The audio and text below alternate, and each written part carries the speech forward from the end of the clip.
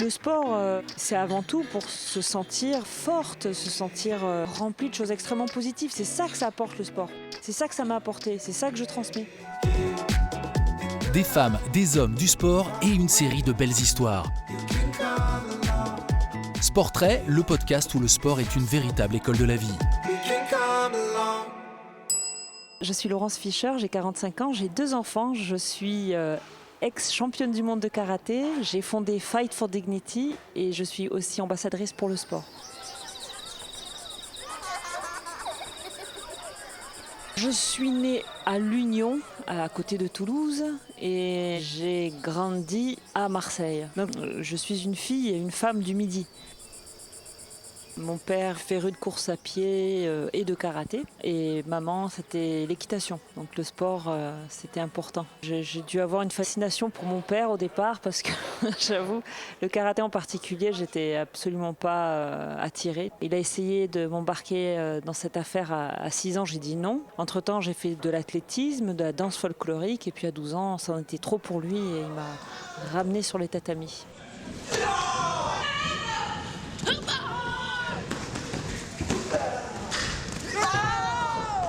Oh là là, j'étais une jeune femme assez bavarde en famille, enfin, épanouie, heureuse, j'ai reçu beaucoup d'amour. Mais alors par contre, dès que j'étais en extérieur, c'était une catastrophe. J'étais extrêmement timide, je parlais très peu, j'avais peur de ce qu'on pouvait penser de moi. Enfin voilà, c'était très très très très compliqué. J'étais très seule, c'était limite quoi. J'avais beaucoup de mal à m'exprimer.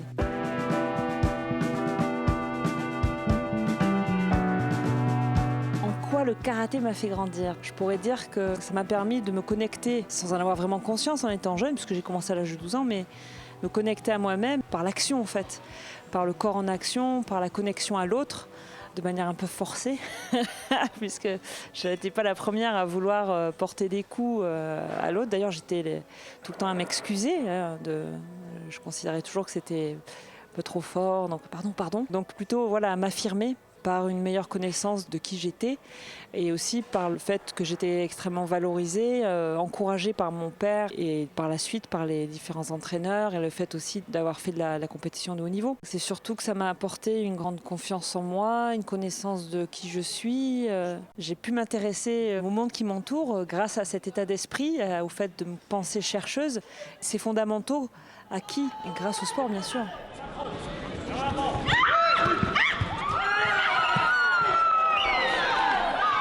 J'ai vite réalisé que c'était un des rares endroits, le tatami, le dojo, les lieux de compétition, voilà, où je pouvais crier effectivement à travers les kiai, chose que je n'arrivais pas à faire dans la vie. Et puis pas seulement ça, d'avoir un terrain d'expérience, voilà, où les barrières de l'impossible se sont littéralement détruites. Quand j'étais championne du monde la première fois, ça a dû être un point marquant pour ce changement d'état d'esprit, puisque c'était comme si j'avais acquis la confirmation que le travail paye, la confiance par le travail. Et du coup, ça m'a changé l'état d'esprit. Je ne me suis pas arrêtée à ce titre-là, mais plutôt à me dire, à continuer une sorte de quête. Où sont mes limites dans la recherche, en fait, de ce que j'avais compris de moi, mais de l'autre aussi.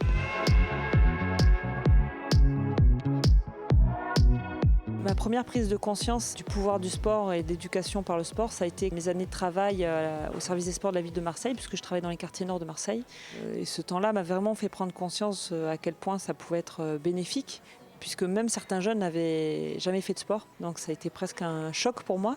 Et ensuite, dans le cadre de mes études à l'ESSEC, j'ai pu rencontrer tous les acteurs majeurs d'éducation par le sport, Play International, Fais-nous rêver, qui maintenant s'appelle l'Agence pour l'éducation par le sport, Faites le mur, Premier de cordée. Et j'ai eu envie de m'impliquer. Et donc là, on est quand même en 2005. Est née une expertise grâce à ces acteurs majeurs d'éducation par le sport. Et j'ai bourlingué. En Afghanistan, j'en ai gardé une expérience bouleversante des rencontres des jeunes femmes afghanes. Pour certaines, c'était la première fois qu'elles pratiquaient le karaté.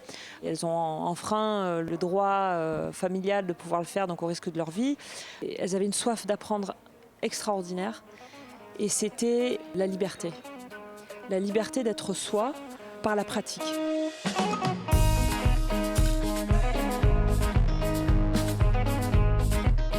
Je rencontre le docteur Denis Mukwege en 2013. Il témoigne de son travail de gynécologue obstétricien dans son pays, le Congo, où il soigne des milliers de femmes qui sont victimes de viols utilisés comme arme de guerre. Du coup, j'ai mis en place un programme pérenne où j'ai formé un enseignant congolais à la pratique du karaté et du foot. Et pour parler du karaté, c'est une manière accessible, adaptée à la spécificité du trauma. Nous, ce qu'on essaie de travailler avec la pratique du sport, c'est justement qu'elle se réapproprie le corps, qu'elle le voit sous un angle différent, qu'elles aient des sensations, qu'elle le renforce. Alors il y a un turnover, c'est une maison de transit, elles sont en convalescence. Souvent elles sont là parce qu'elles ont l'enfant issu du viol. Mais quand elles s'en vont, ça leur a fait du bien, elles sont souriantes, elles connaissent leur kata, elles poussent les kiaïs. Il y a beaucoup de joie. Et 2017, j'ai 3 survivantes qui me disent je veux retourner au village, je veux transmettre, je veux enseigner. Justement à ma soeur, à ma cousine, pour que ce qui m'est arrivé ne leur arrive pas.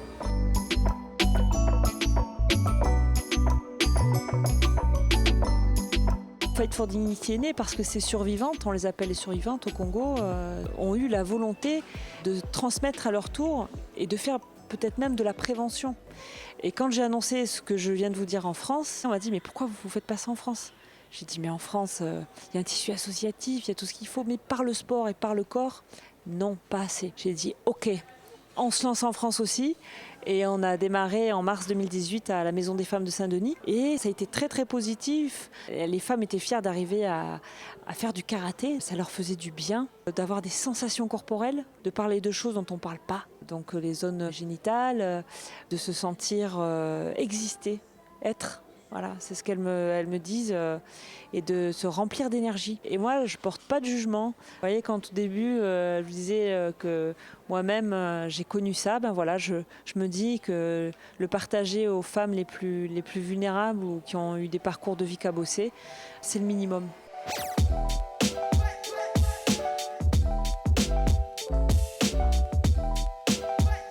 Le sport, quand j'ai compris tout l'intérêt que ça avait au-delà de la performance, c'est extraordinaire. C'est ça que je transmets aux personnes les plus vulnérables. C'est l'essence même de pourquoi on fait du sport. C'est avant tout pour se sentir forte, se sentir bien dans ses baskets, remplie de choses extrêmement positives. C'est ça que ça apporte le sport. C'est ça que ça m'a apporté. C'est ça que je transmets.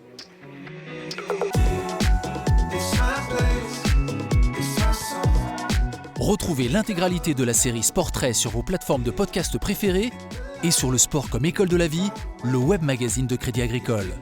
Si cet épisode vous a plu, n'hésitez pas à lui attribuer 5 étoiles, à le partager et à vous abonner à la série de podcasts.